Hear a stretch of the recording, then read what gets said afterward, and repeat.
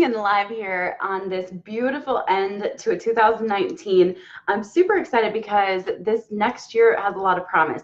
And one of the things that I believe in really strongly when I think about like the new year and what I want my year to look like is that the end of each year is for me a time of reflecting. It's a time for me to be like, okay, what was awesome this year? What totally sucked and I never want to do that again? What growth was painful that was worth it? Who do I see myself being next year? What does this look like? And one of the big questions that, I've been kind of thinking about a little bit subconsciously, but then this morning it really became clear to me was, what am I doing that I just do not in any way enjoy, that isn't beneficial? What am I doing that honestly isn't serving me? And if it's not serving me well, it's not serving anyone else well, because I'm sitting here like miserably doing it. Now, let me just say real fast, that is different from things that I need to develop a discipline in. I don't know if you guys kind of catch that difference. Like, for example, do I love working out? Sometimes I love it. Sometimes I'm like, ugh, I just have to do this because it's a part of who I want to be, and it takes some programming still. But I've been thinking for a long time about my Instagram, and to be honest, it's always felt like the platform that I never fit in on. It never has been a huge place of engagement for me. Sorry, yeah, we're repainting all of these shelves at Megan Flanagan's suggestion. We're repainting all these shelves white, and then the books are going to go back up in rainbow order again. Which I'm so excited about, because then it'll be all set for beautiful filming. But like, I just was thinking, and I'm like, I am going to be honest with myself. I don't like Instagram. I really don't like Instagram. And I've been kind of saying it quietly for like the last 2 years. And I'm like, why am I sitting here trying to pretend like I like a platform that I actually can't stand? And let me just first and foremost say, this is like no shame on anybody who loves the platform or who thrives on it at all.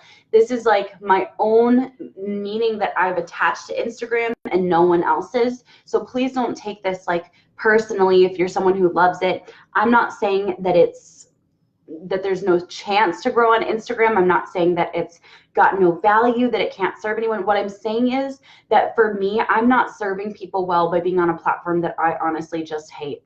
And I've thought about it for a long time, and I'm always like sitting here feeling like kind of embarrassed. It's like this thing that doesn't quite fit. I don't know if you've ever like bought a shirt that was like expensive and you didn't try it on, or maybe you lost weight or gained weight and it still doesn't fit, and you keep it in your closet, and every time you look at it, you're like, why do I still have that?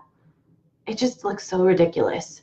And I've always felt that way about my Instagram feed. Now, I've always loved stories. I think that they're really great. But then, this last year, especially 5 months ago, something happened. And that was that I found TikTok. And TikTok for me filled a void that Instagram stories kind of didn't have.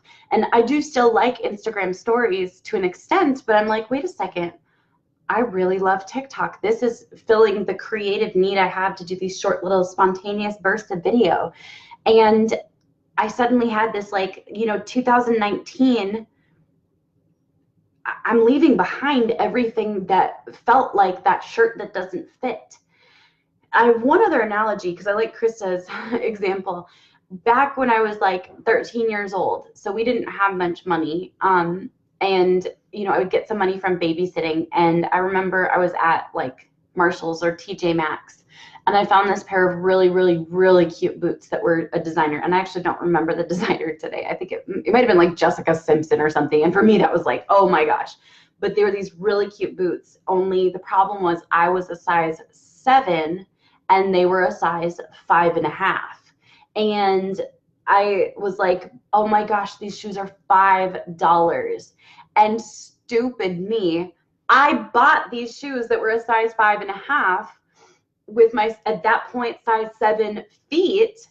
And I'm like, oh yeah, I'm going to wear them because they're only $5. They're such a deal. And I remember hearing like this past year from someone, shoes that are shoes on sale in the wrong size are never a good deal. It might have been Bradley Gibb, I think. And I just was like, oh my gosh, that makes so much sense.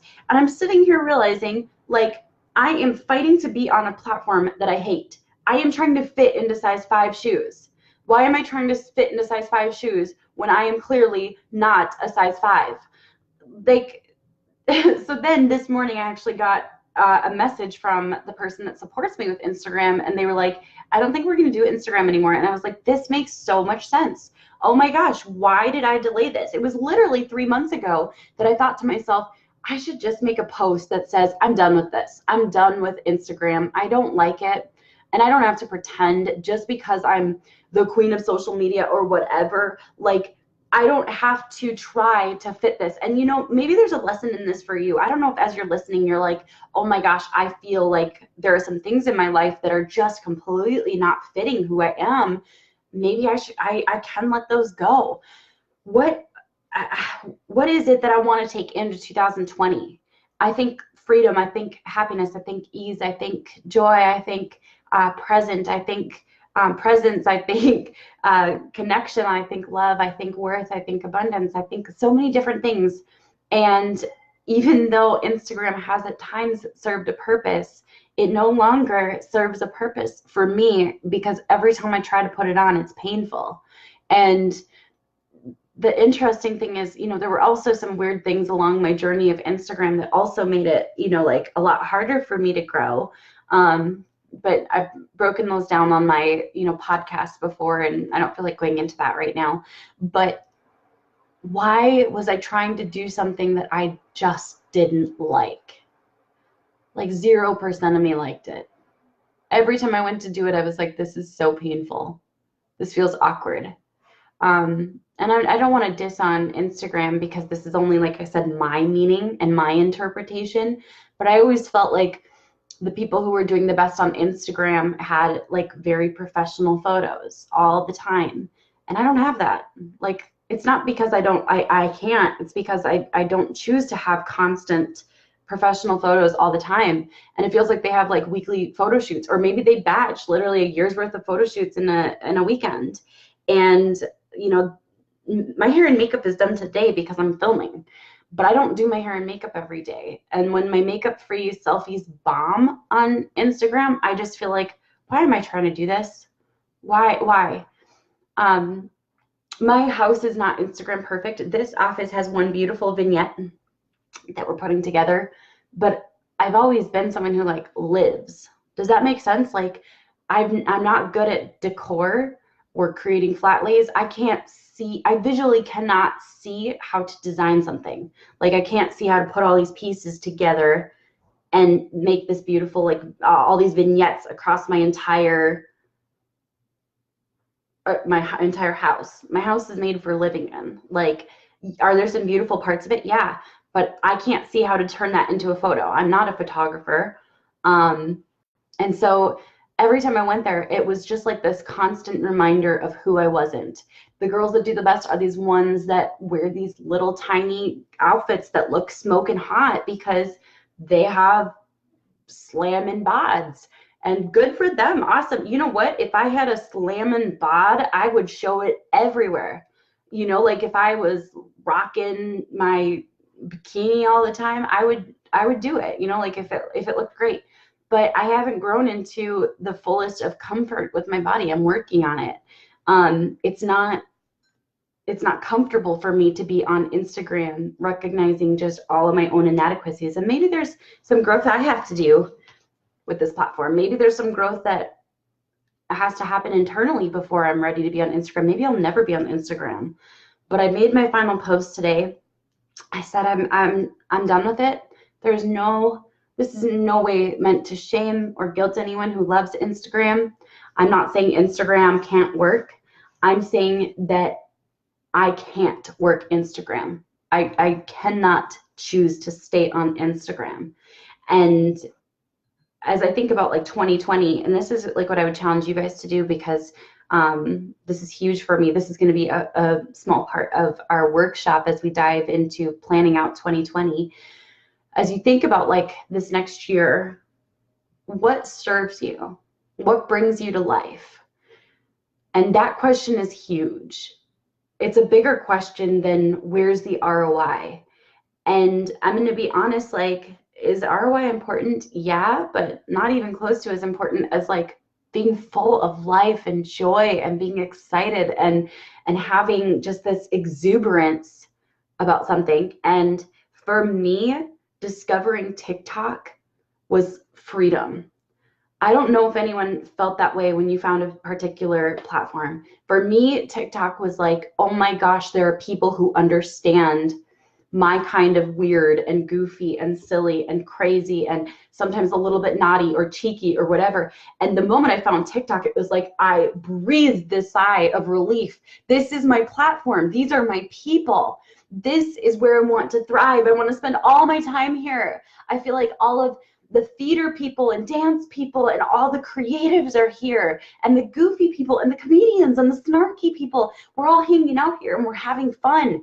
And for me, it was like, oh my gosh, I didn't know that there would be a place quite like that on the internet where it was my flavor of crazy.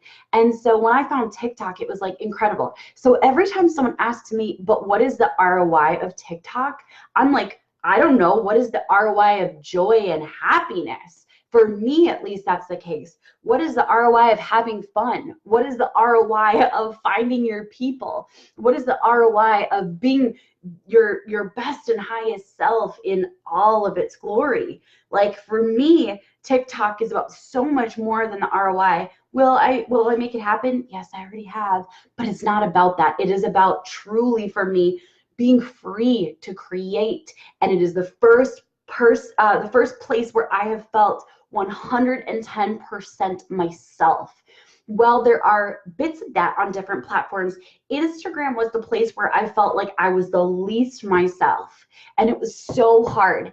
And so as you go into 2020, I mean, feel free to ask yourself, is there a place where I don't fit, that I'm trying to fit, that doesn't make sense, that's painful every day? Where is my size 5 shoe for my size 7 foot that I'm trying to fit every day, leaving scars and bleeding and like, no thanks.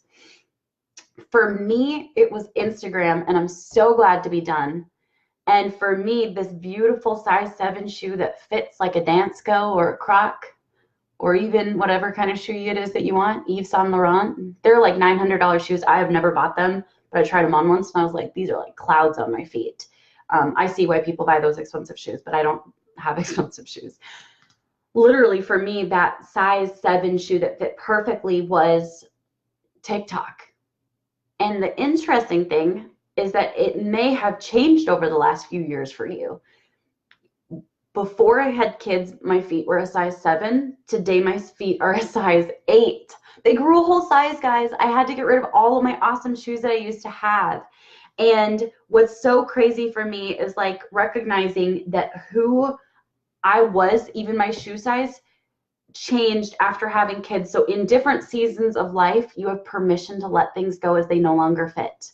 So that's what this is all about. I hope that this has served you. If you want to head on over to Instagram, give that final post some love, you're welcome to. I'm going to drop my handle here to my TikTok, the Mrs. Pedersen. Just make sure you spell it all right, because nobody ever does. But this is where I found like true freedom, and that was on my TikTok. It will not let me post it because it keeps taking my page. Come on.